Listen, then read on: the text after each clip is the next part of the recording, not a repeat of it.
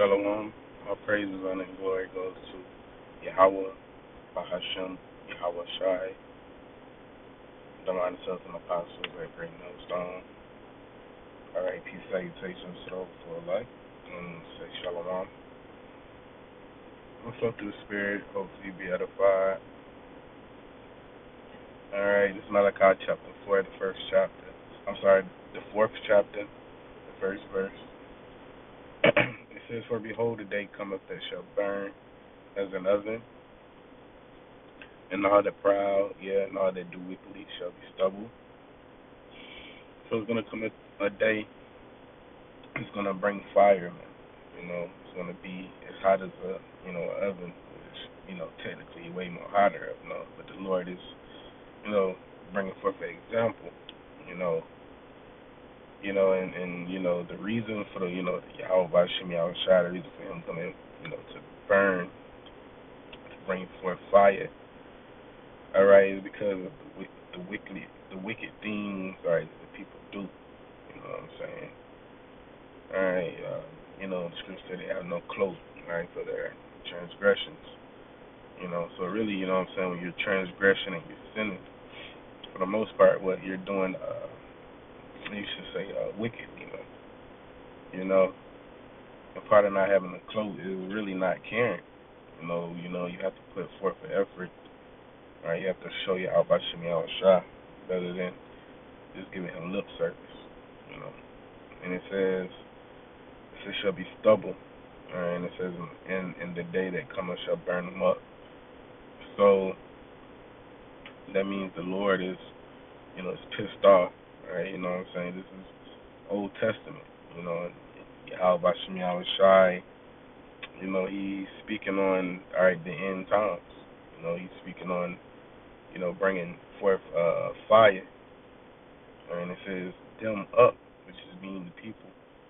We know, not one stone shall be left upon another. Understand that this place is going to be the fall, whether it be the buildings, the cars going to burn up. But when it's talking about burn them up, it's talking about actual peers, it's talking about people. All right, and it says, Yahweh by Shem Yahweh shall post. It says that it shall leave them neither root, all right, nor branch. Okay, so that's speaking on these people, all right, not having, all right, anything left a part of them. All right. It says, but verse 2, all right, Malachi, all right, chapter 4, verse 2, and it reads, "But unto you that fear my name shall the Son of Righteousness arise with healing in his wings." All right, and it says, "And ye shall go forth and grow up as calves of the stalks." So that's what we're waiting on. All right, we're waiting on, all right, the only begotten Son, all right, Yahweh Shai, to come back, all right, and bring forth healing into us, you know what I'm saying?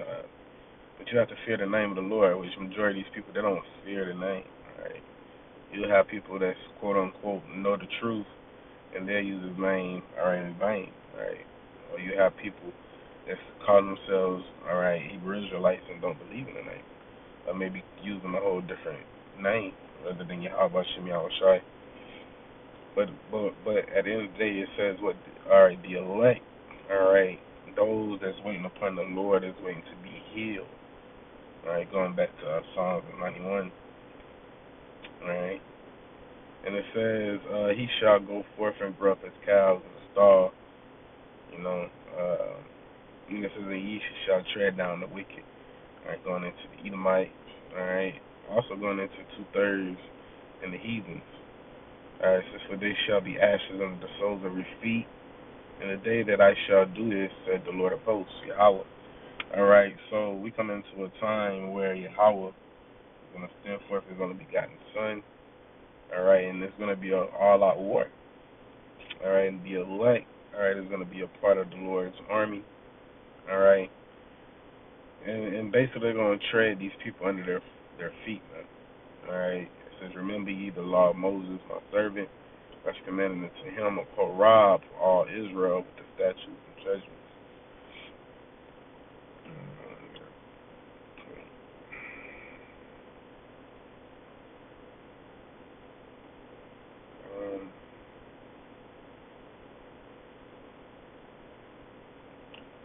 point. This is Psalms.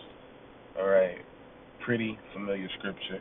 You know, those that go to church, they like to use the scripture a lot. But Psalms chapter 91, verse 1, it says, "He that dwelleth in the secret place of the Most High shall abide under the shadow of the Almighty." Man, that's the point I want to get. Right, to be under the shadow, all right, of His wings. But you know, um, bear with me real quick.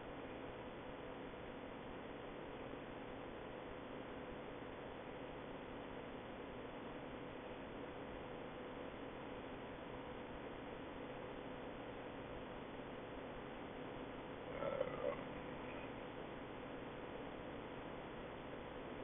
bear with me. I want to see something.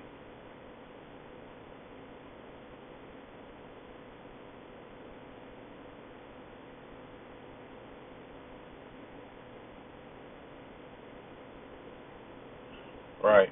So let me go back real quick. Shall I want to see? Um, I want to see if that was to line up with my precept. Bear with me one moment, Israel. And it says Psalms chapter 91, all right, verse 1. It says, "He that dwelleth in the secret place of the Most High shall abide under the shadow of the Almighty." All right, so that's what we're looking for. All right, we want to be, all right, under the Almighty. All right, especially when, what I'm saying, when all hell break loose. You know what I'm saying? When things hit the fan, which is, that's what's about to happen, man. You know what I'm saying? Hey, man, martial law. All right, people getting separated from their homes. All right, people starving to death. You know what I'm saying? All type of uproars. The people. Okay, this is the time that we're coming to men traveling like a woman with a child. All right, so we're gonna need Yahweh Shem Shai. All right, we're gonna need to dwell up in His secret place. All right, meaning to be safe. All right, and it says, "I will say of Yahweh, He is my refuge and my fortress. All right, my power, in Him will I trust." Okay, so we trust in Yahweh Bahashem Yahweh Shai. Okay, that's our refuge. That's our power. All right. Yahweh Bahashem Yahweh Shai is gonna. All right, Yahweh Shai is gonna be the one to keep us safe through the power. All right, Yahweh. All right, and it says, "Surely He shall deliver thee from the snare of the fowler and from the noisome pestilence," going into those nuclear missiles. All right, that's gonna be shot off from different countries. All right, America's allies. All right, also is going to shoot. All right, those noisome pestilence. All right, amongst, all right, America, Babylon. All right, along with Iran and Russia and Afghanistan and Cuba. All right, and the rest of those different countries. All right, and it says, "He shall cover thee with His feathers, and under His wings shalt thou trust."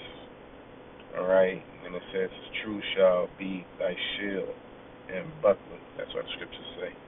"You shall know the truth." All right, the truth is what's going to make you free. Roughly paraphrasing. All right, so it's the truth. All right, it's gonna the scripture said wisdom and knowledge is gonna keep us stable. So part of you being what keeps you stable.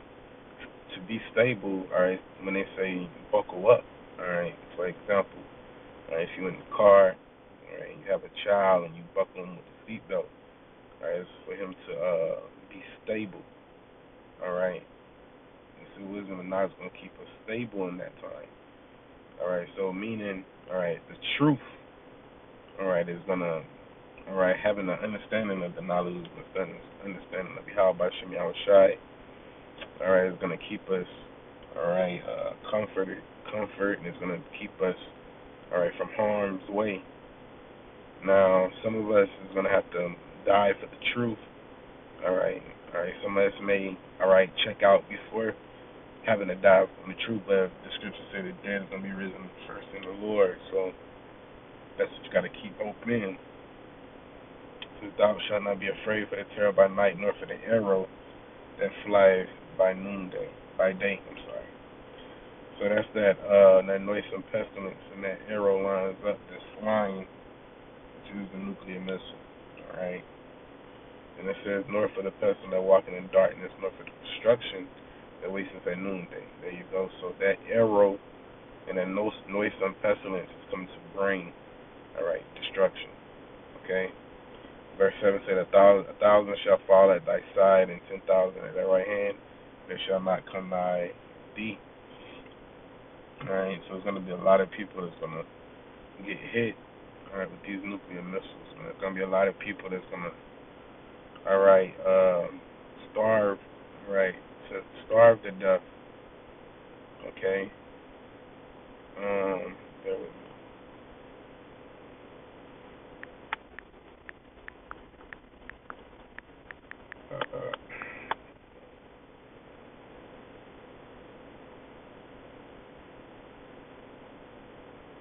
right, here we go. Second Ezra chapter 15, verse 19. All right, and it says, a man shall have no pity upon his neighbor.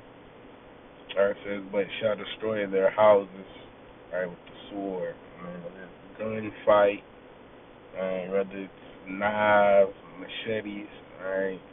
I just was just reading, all right, back in Margate, Florida, was a man that chased, I believe, his girlfriend, his wife, with a machete. All right, so I mean, and that's, I mean, things is quote unquote stable right now, as these Americans and these people in the world would say. But you know what I'm saying? It says, but a man shall have no pity upon his neighbor. So all these people that want to have little neighborhood meetings and they love their neighbor, you know what I'm saying? Take their neighbor a little dessert, whatever the case may be, man. All right, we coming into a time where these people not gonna have pity upon these people that see each other every day. Alright, alright. Hell, you got people that's neighbors now that barely, like for example, apartment complex. Or you have people that barely want to come out at the same time when they next door neighbor come out. Hell, I'm speaking to my about myself first and foremost. You know. But it says, but a man shall have no pity upon his neighbor, but shall destroy their houses with the sword and spoil their goods. It says because of the lack of bread and for great tribulation. So we come into a time with a lack of bread. We come into a time, all right, famines.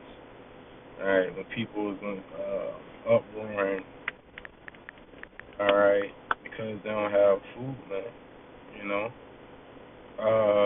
Luke 21:11. This is, in that great earthquake shall be diverse places, and famines and pestilences and fearful sights, and great signs shall there be from heaven, which the Lord is showing great signs right now. Earthquakes in diverse places, uproars, hurricanes, alright, different lightning strikings, alright. And also the Lord said he's gonna bring famine. Not right, really technically you're in a famine by the way of the food, the GMOs, but we coming to a time where people are not gonna have anything to eat. You know, they're not gonna be able to put anything into their stomachs, you know. Scripture's gonna talk about the pestilences, you know, different diseases. You know what I'm saying? People got diseases right now, they're able to get quote unquote different medicines and whatnot.